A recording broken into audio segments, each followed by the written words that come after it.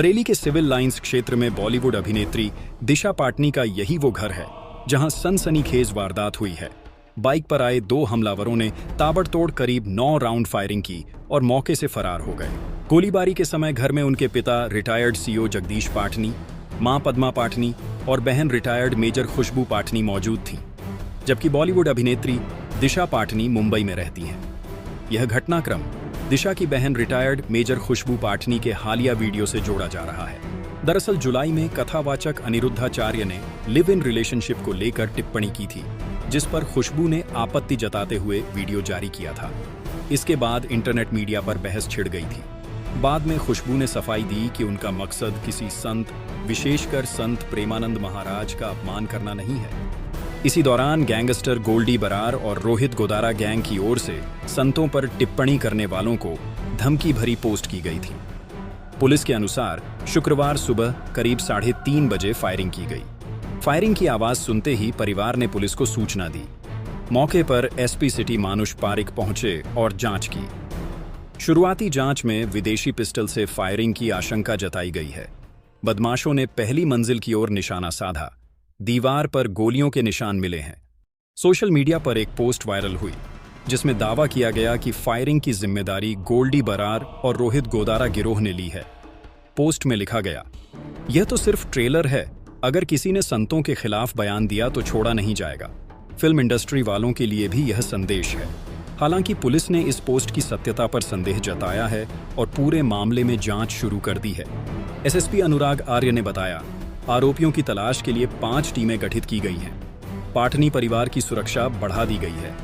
CCTV footage से भी कुछ सुराग मिले हैं। जांच पूरी होने पर ही किसी भी गिरोह के शामिल होने की पुष्टि हो पाएगी।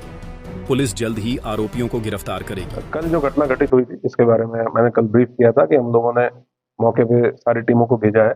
5 टीमें गठित की गई हैं जो ये चेक कर रही हैं कि क्या क्या एविडेंस हमारे पास अवेलेबल है। जो मौके पे खोखे बरामद हुए हैं उनको भी एफएसएल भेज के जानकारी करने का प्रयास किया जा रहा है कि किस प्रकार का असला, किस प्रकार की पिस्टल इस घटना में यूज हुई होगी। परिवार से भी मैंने अलग से बातचीत की है, उनकी अगर कोई आशंकाएं हैं उनके बारे में जानने के लिए।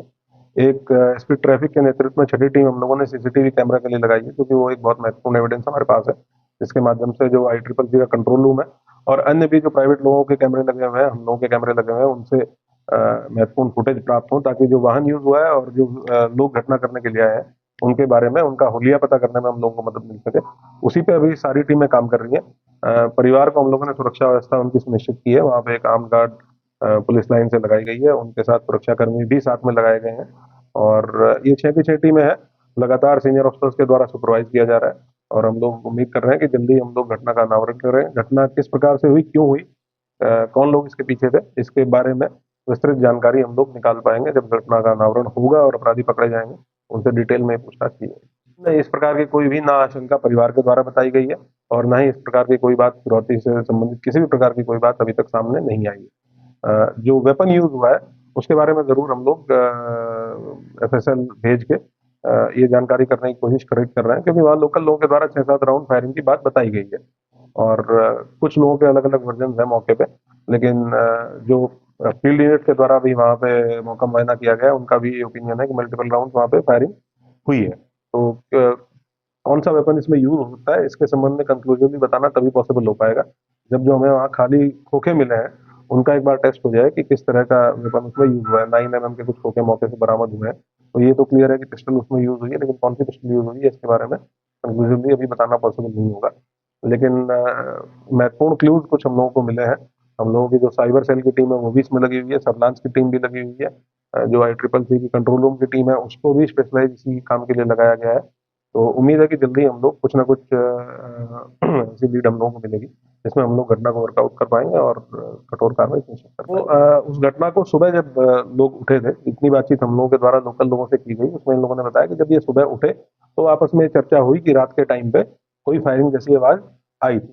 तो उसको भी एस्टेब्लिश किया जा रहा है, उसको भी हम लोग क्योंकि सीसीटीवी फुटेज हमें लगभग सिर्फ घटना के समय का नहीं देखना है, उससे 72 घंटे पहले 72 घंटे बाद तक का भी हम लोगों को सीसीटीवी फुटेज देखना है कि कौन कौन लोग वहाँ आए या कौन कौन लोग उसके बाद आए, पहले कौन कौन आए। इसीलिए थोड़ा टाइम उस चीज में लग रहा है, सीसीटीवी फुटेज को देखने में लग रहा है। तो ये कंफर्म हो पाएगा कि पहले की घटना क्या थी वहाँ लोगों के द्वारा, लेकिन ये बताया गया कि एक दिन पहले रात के टाइम पे फायरिंग की उनके द्वारा सूचना उनको आवाज़ सुनाई दी। और जब सुबह उठे हैं लोग 6:30-7 बजे, तो आपस में जब बातचीत हुई तब उन लोगों ने एक-दूसरे के साथ शेयर किया। तो उसके बारे में अभी हम लोग साक्ष्य संकलन कर रहे हैं। जैसे ही पता है कि कल सवेरे की घटना लगभग 3:30 और 4 बजे के बीच में है, और हमारे मोहल्ले में सबसे बढ़िया बात है कि हमारे हर घर में लगभग सबके पास कुत्ता है, और हमारे कुत्ते इतने अलर्ट रहते हैं कि अगर कोई भी आदमी, अजनबी आदमी अगर इस गली में प्रवेश करता है तो कुत्ते हमें एक अलर्ट अपनी टोन दे देते हैं और बहुत ज़ोर ज़ोर से भौंकता है। मेरा कुत्ता तो स्पेशली दरवाज़ा पटकता है, उससे हम लोग कुछ न कुछ हिंट हो जाती है, यार कुत्ता जोर के भौंक रहा, कुछ न कुछ तो है। तो मैं जैसे ही कुत्ता भौंका, और मैंने अपना बिल्कुल उस सामने वाले कमरे में मैं रह रहा था, और जैसे मैंने दरवाज़ा खोलने की कोशिश करी, पूछने की कोशिश करी कि आप कौन हैं, कैसे हैं, इतने में बंदे ने जो है वो फायर झोंक दिया, और वो तो मेरे पास वो दीवार के आड़ मिल गई और मैं अपने को जैसे तैसे बचा पाया हूँ।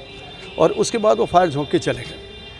कितने लोग थे? 2 लोग थे, मात्र 2 लोग थे। एक बुलेट चला रहा था, उसने हेलमेट पहनी थी, अपाची गाड़ी थी, और मेरे ख्याल से नंबर तो मुझे कुछ नज़र नहीं आता, उस समय हम भी दहशत में थे। और एक जो था वो उसके हाथ में माउजर था, विदेशी राइफ़ल थी, वो सॉरी विदेशी रिवॉल्वर टाइप में या पिस्टल थी, और उसी से, और वो ऑटोमेटिक थी, उससे फायर हुआ है।